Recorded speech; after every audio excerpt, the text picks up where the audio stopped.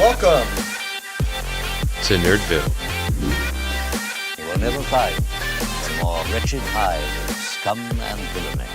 You must be cautious. Vegapunk has recreated nuclear energy. His speech keeps on giving hints as to the true nature of the Mother Flame, as well as giving us nuggets of information for us to uncover the secrets of how the Ancient Kingdom functioned. We will cover where the Mother Flame originated from, how it could have been created, as well as exploring Greek myths, which ties into the idea of an eternal flame, which will explain the origins of the Void Century. Thanks for clicking on this video, everyone, and for getting us to 400 subs. If you haven't become a citizen of Nerdville yet, how about giving it a whirl by liking and subscribing?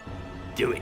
To enjoy more One Piece theories. These last few chapters, Vegapunk has been giving us more and more information for us to speculate on, but nothing really concrete. As always, Oda is giving us pieces of the puzzle that we will try to make sense of for you. First of all, in chapter 1114, we finally got a look at the Mother Flame, a flame that seems to be inextinguishable, as it is submerged in a liquid inside of a giant tankard. This links back to chapter 1065, at the start of Egghead, where Lilith was explaining how the escalators work. She informs the Straw Hats that everything on Egghead is powered by fire, that it can be converted into all types of energy, and Vegapunk wished for an undying flame, to be an infinite energy source, and compares the process to creating their own sun. This is the Mother Flame. It's well known amongst One Piece fans that the symbol of the Ancient Kingdom was the sun. This is evidenced through the symbology referenced in One Piece, such as the sun god Nika being most likely a mascot or a famous fictional character in the Ancient Kingdom, as well as the references to Dawn and Nika's attacks, Toki's prophecy, or Bink's sake,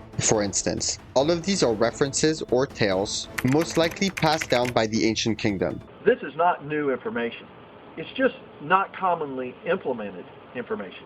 Since Egghead is supposed to be an attempt at reproducing this ancient kingdom, it wouldn't be surprising that Vegapunk is using this technology. The reason for the sun being such a long-lasting source of energy is because of the nuclear reaction occurring inside. So it wouldn't be odd for Oda to use the Mother Flame as a mirror image for nuclear energy. This is further reinforced by how Vegapunk represents many scientists, like how the apple on his head is a reference to Newton, or his appearance resembling Einstein, and Tesla's ideology.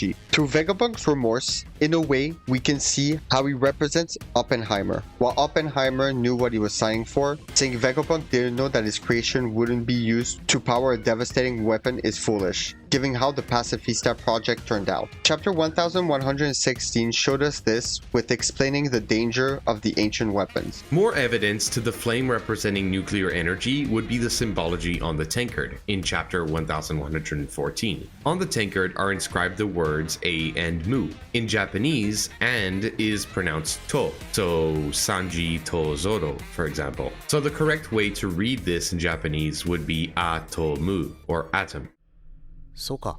being a reference to the atomic bomb or nuclear fusion. This idea of comparing Vegapunk to Oppenheimer fits very well with the title of chapter 1114, The Wings of Icarus, a tale of Greek mythology. This tale is about Icarus flying towards the sun, with wings made out of wax. He ignored his father Daedalus's warnings, lured by the brilliance of the sun. The wings melted and he fell to his death. The moral of this story is to not be too ambitious, since it could lead to your downfall or cause regrets. This idea is also concluded perfectly in chapter 1116, with Vegapunk's revelation that his creation is what powers the ancient weapons, which are essentially weapons of mass destruction. Now that we know this, how does this connect to the origins of the Void Century? This would be because of the mirror image Oda chose to represent nuclear energy, the Mother Flame, which is a clear reference to the eternal flame in Greek mythology. Why Greek mythology? Well, we have already seen Oda reference this in One Piece before, with the Gorosei, for example, the 5 elder planets. All of their names are references to Greek planetary gods. This is the same for Big Mom and her homies, Prometheus and Zeus. The eternal flame in Greek mythology is from the myth of Prometheus. In this, Prometheus and Epimetheus, two Titan brothers before the time of humans, betrayed their fellow Titans to join the gods in the war against their own kind. After the conflict was resolved, the remaining Titans were imprisoned in the underworld, in the great prison of Tartarus, meant to contain the Titans.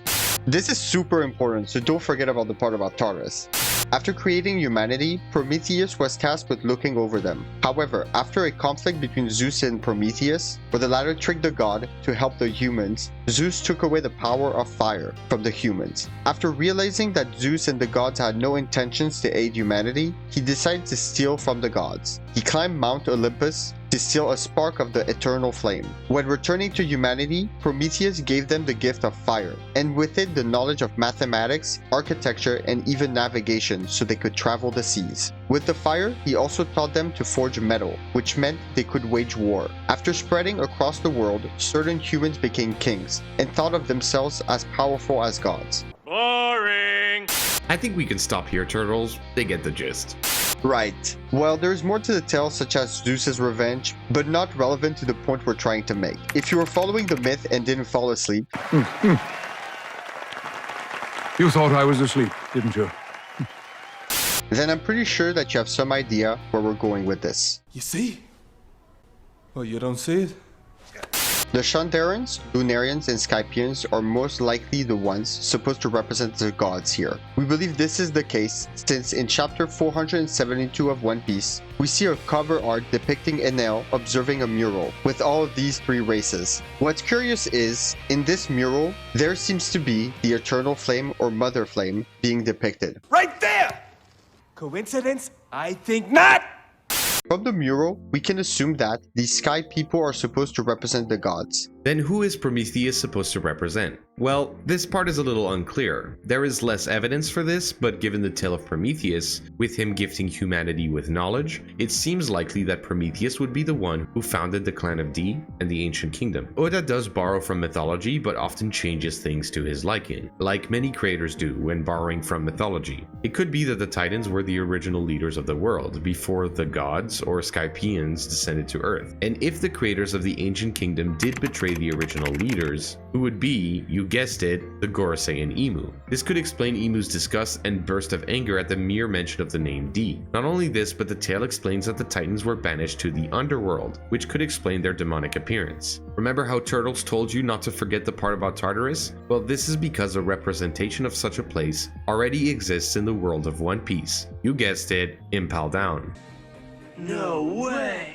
We have always wondered why Impel Down had such harsh conditions for a prison. It could be because this is a way of getting revenge on their enemies, by making their enemies suffer the way they did in Tartarus. Even looking at the structure of Impel Down, think about it, there are 6 levels, and from what we have seen there are 6 demonic forms. Even the levels could be associated with each Gorosei. The first level seems to have spider-type creatures like the Gyuki. The second level has a basilisk-type guardian beast, which resembles the Itsumade. The third level has a desert, which is an area befitting a sandworm. The fourth level has fires raging about, just like the flames protruding from the Hoki. The fifth level is an icy cold area, connecting to the abilities of the Bakotsu. And the sixth and final level is a myth, where criminals are meant to be forgotten from history. So it is very likely that the Gorosei and Emu represent these titans. Whether Oda changes this by making them into demons or yokai would make sense. Again, since each creator twists things to their own liking. The red line seems to also be depicted in this tale as Mount Olympus, since it used to be viewed as the land of the gods, making reference to it being the land of the Lunarians. This is further reinforced by the fact that Prometheus climbed Mount Olympus to still this fire. We have seen this at least twice in One Piece. Not exactly the same situation, mind you, but similar, where a character attempts to scale the mountain, with Kuma and the Iron Giant respectively, titans in their own right. Also, it would make sense for the representation of the titans, the Gorosei, to make their home where their enemies used to live, being another form of petty revenge. I am the Senate. As for the ancient kingdom itself, there's many correlations we can make between it and this tale. Perhaps after the founder of the ancient kingdom betrayed his compatriots to join the side of the gods, the Shandarians and Skypians decided to gift him with a piece of their technology, the original Mother Flame. Similar to the myth, this brought forth an incredible boost in technology. If we believe that this energy source to be nuclear energy that would be used in their everyday life, and given their very advanced technological technological knowledge from the Sky People, then everything that Vegapunk says about the Ancient Kingdom being more technologically advanced than Egghead makes a lot of sense. Also, the fact that Prometheus teaches them navigation, which they would use to spread their knowledge around the world, brings us to another one of our points. This could have been what gave Joy Boy the idea to explore the world and spread the ideology of the Ancient Kingdom. However, much like in this tale, humans that were given knowledge became power hungry. Given this fact, sharing this information worked opposite as intended. The other humans most likely also felt threatened by this kingdom given the technological gap, probably leading to different countries uniting as one, the world government. In search of power, they found out about Tartarus and how to free the Titans. With these powerful individuals leading them, they in turn stole technology from the Ancient Kingdom, leading to the events of the Void Century that Vegapunk described in his speech. A conflict with such devastating weaponry that the very landscape of the planet changed, creating the One Piece world as we currently know it. As Einstein said, "I know not with what weapons World War III will be fought, but World War IV will be fought with sticks and stones." Oh my god. I get it. Thanks for watching, everyone. What do you think the Mother Flame represents? Do you like the theory based on the myth of Prometheus, or is it complete and utter nonsense? It's the biggest piece of dog shit that I have ever heard. Let us know in the comments below. Positive or negative, we need the engagement. If you want to see more One Piece videos, we have 2 other theories for you to watch. One on Nika being a comic book character originally and not a god, and another one on the Gorsei and Imu representing the 7 princes of hell. Check them out. Peace out!